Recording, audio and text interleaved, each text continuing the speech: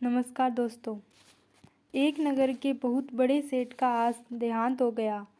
उसका एक बेटा था जो सोचने लगा, कौन आएगा मेरे पिताजी की मिट्टी में। जीवन भर तो इन्होंने कोई दान धर्म नहीं किया, बस पैसे के पीछे भागते रहे।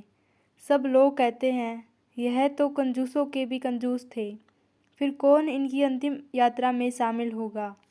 खैर, जैसे तैसे कुछ रिश्तेदार, कुछ मित्र मिट्टी में आए, पर वहाँ भी वही बात सब एक दूसरे से कहने लगे।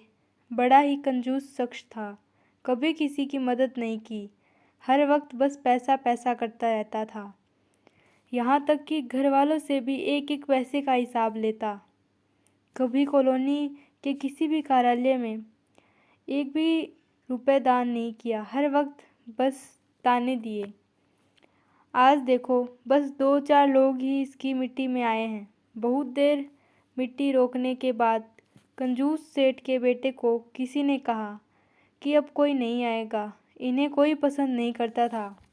अब शमशान ले जाने की तैयारी करो। बेटे ने हाँ मी भर दी।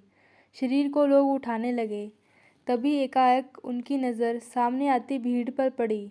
कोई अंधा, कोई लंगड़ा, हजारों की संख्या में महिलाएं, बुजुर्ग और बच्चे सामने नजर आने लगे और उस कंजूस सेठ के शरीर के पास आकर फूट फूट कर रोने लगे।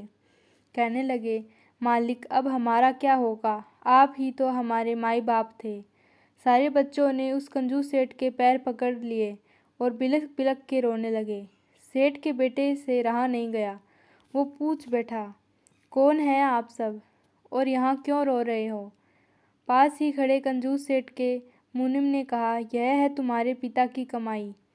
इन झुग्गी झोपड़ी वालों से पूछो, वह बताएंगे यह कितने दानी थे, कितने वृद्धा आश्रम, कितने स्कूल, कितनी गरीब लड़कियों की शादी, कितनों को भोजन, कितनों को नया जीवन आपके इस कंजूस बाप ने दिया।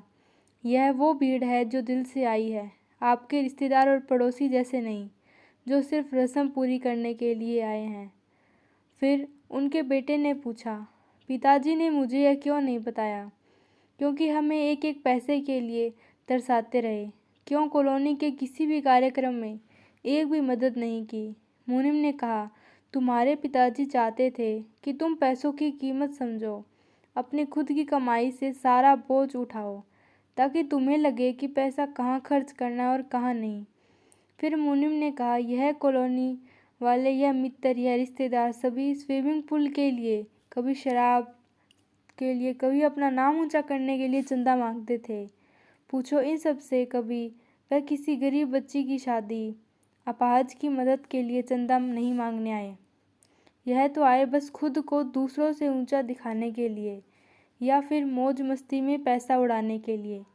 आज यह भीड़ दिल से रो रही है, क्योंकि उन्होंने वह इस इंसान खोया है जिसने कई बार खुद भूखे रहकर इन गरीबों को खाना खिलाया, न जाने कितनी सारी बेटियों की शादी करवाई, कितने बच्चों का भविष्य बनाया। पर हाँ, तुम्हारे कॉलोनी वालों की किसी भी फालतू फरमाइश में साथ नहीं दिया। अगर तुम समझते हो कि यह कंजूस है तो सच है, इन्होंने कभी किसी गरीब को छोटा महसूस नहीं होने दिया, उनकी इज्जत रखी।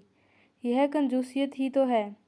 बेटे ने तुरंत अपने पिता के पैर पकड़ लिए और पहली बार दिल से रोकर कहने लगा, बापूजी, आप सच में बहुत कंजूस थे। आपने अपने सारे नेक काम कभी भी किसी से नहीं बांटे।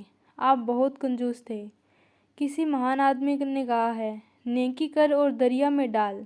नेक काम ऐसा होना चाहिए कि एक हाथ से करे तो दूसरे हाथ